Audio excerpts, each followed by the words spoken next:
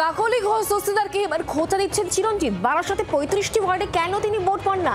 এত উন্নয়ন করেন তাও কেন ভোট পান না, এই প্রশ্ন তার। আমি কিছুই করি না তা করেও ভোট পাই বলে মন্তব্য করছেন বারাসাতের তৃণমূল বিধায়ক। উন্নয়নের নামে কাউকে ঠকাই না বলেও মন্তব্য করছেন চিরঞ্জিত। কাকলি ঘোষ দস্তিদারকে এভাবেই খোঁচা চিরঞ্জিতের। আমরা কথা বলবো, প্রবীর এই মুহূর্তে আমাদের সঙ্গে রয়েছেন প্রতিনিধি টেলিফোনে। প্রবীর, সামনে যখন নির্বাচন, 26 বিধানসভা নির্বাচন, তার আগে চিরঞ্জিত হঠাৎ করে কাকলি ঘোষ দস্তিদারকে এভাবে বিধছেন কেন? দেখো, দেখা যাচ্ছে যে বিজয় সম্মেলনীতে অনেক জায়গাতে দেখা যাচ্ছে যে তৃণমূলের অভ্যন্তরীণ বেশ কিছু সমস্যা সামনে এসে পড়ছে। যেমন কাকলি ঘোষ দস্তিদার এবং চিরঞ্জিত চক্রবর্তী, আমরা দেখতে পাচ্ছি যে একজন বারাসাতের সাংসদ তৃণমূল কংগ্রেসের এবং একজন বারাসাতের বিধায়ক।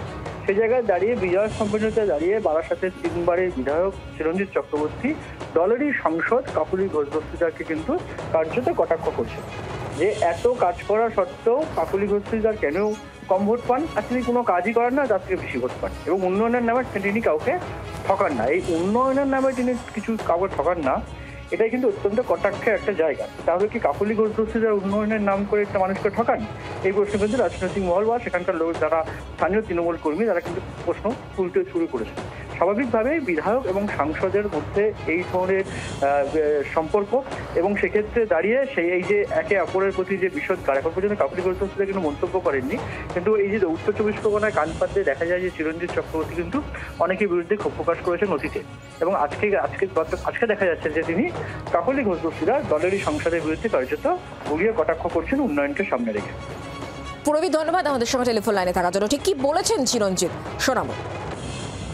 আমি তো পলিটিক্সের লোক নই, আপনারা জানেন। আমি কেন ভোট পাই তা আমি নিজেও জানি না।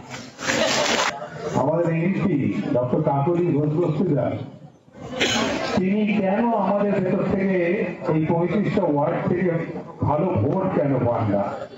যিনি এত কাজ করেন বারাসাতের জন্য, যিনি এত উপস্থিতি দেন আপনাদের সঙ্গে, এরকম একজন বিশিষ্ট বিদগ্ধ একজন নারী, তিনি এখানে আমাদের বারাসাত কেন্দ্রকে ভোট দেয় না। বিশেষ করে কেন এখানে কম হয় ভোট, তাই বুঝতে পারছি না।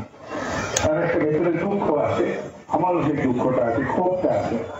অথচ আমি আমি কিছুই করি না, আমি ভোট পাই। শুনলেন তার বক্তব্য।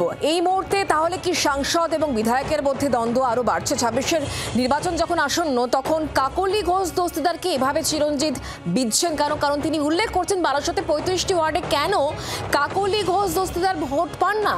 তিনি যদি এতই উন্নয়ন করে থাকেন, এবং সেই সঙ্গে তিনি এটাও উল্লেখ করছেন আমি কিছুই না করেও ভোট পাই বলে এমন মন্তব্য করছেন বিধায়ক।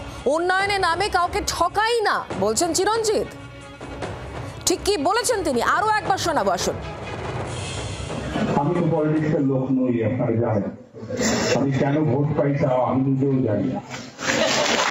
আমাদের এমপি ডক্টর কাকলি ঘোষ দস্তিদার, তিনি কেন আমাদের ভেতর থেকে এই 35টা ওয়ার্ড থেকে ভালো ভোট কেন পান না? যিনি এত কাজ করেন বারাসাতের জন্য, যিনি এত উপস্থিতি দেন আপনাদের সঙ্গে, এরকম একজন বিশিষ্ট বিদগ্ধ একজন নারী, তিনি এখানে আমাদের বারাসাত কেন্দ্রকে ভোট দেয় না। বিশেষ করে কেন এখানে কম হয় ভোট, তাই বুঝতে পারছি না। তার একটা ভেতরে দুঃখ আছে, আমারও সেই দুঃখটা আছে, ক্ষোভটা আছে। অথচ আমি কিছুই করি না, আমি ভোট পাই। বাংলার আওয়াজ, বাঙালির আবেগ, জি 24 ঘন্টা।